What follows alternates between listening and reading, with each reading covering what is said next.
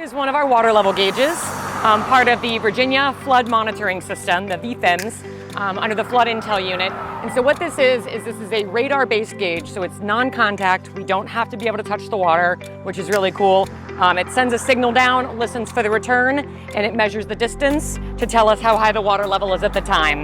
It doesn't tell us the water depth, but it's all relative to the flooding, because we care about what's happening above the ground, not when the water gets super low. That's not our biggest concern. So this gauge transmits via LTE, and so it goes right over the data onto the cloud and into our AWS service through our vendor, and then eventually it gets onto the National Weather Service for all of the monitoring, so you can see all of the gauges in the state, whether we own them, whether they're USGS gauges, DEQ, or local gauges. So this is just a battery backup. They're all solar powered, which is awesome because they're totally self-sufficient. We've got everything, our circuit boards, like I said, battery backup for the nighttime because we do need the data at night.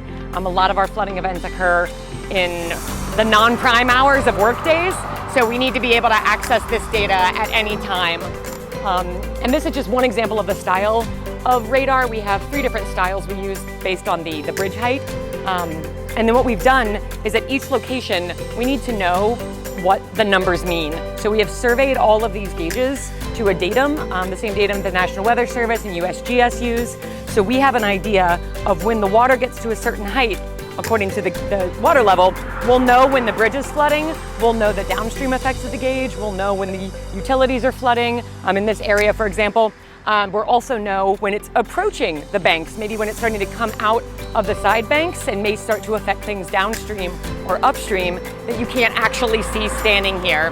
And so that's a big thing, because it doesn't matter if we measure the water, if we don't know what it means, it doesn't do anything. We are impact-based. We want to protect lives and property. So this is a perfect example of our newest, latest, and greatest.